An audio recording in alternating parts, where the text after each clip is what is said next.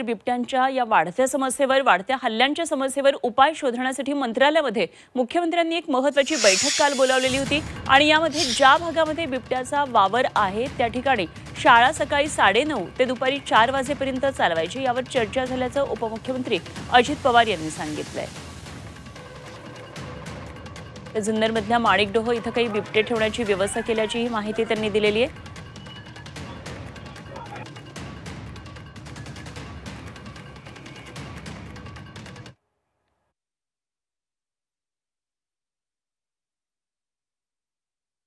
काही गोष्टी अशा आहेत की त्या तातडीने सुरू करण्याची गरज आहे।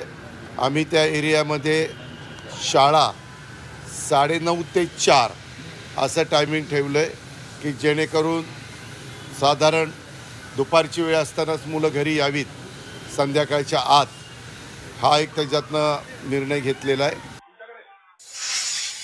जुन्नरच्या परिसरामध्ये माणिकडोहला एक बिबट्यांचं केंद्र निर्माण केलेलं आहे।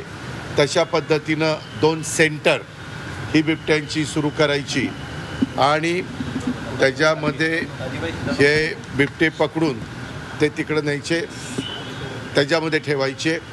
दुसरी गोष्ट, फॉरेस्ट डिपार्टमेंटला विचारून जे नरभक्षक आहेत ते बिबट्यांना गोळी घालण्याची परवानगी घ्यायची आणि काहींना परवानगी दिलेली आहे, तशा पद्धतीनं त्यांचा बंदोबस्त केलेला आहे। परंतु खूप मोठ्या प्रमाणावर भीतीचं वातावरण आहे।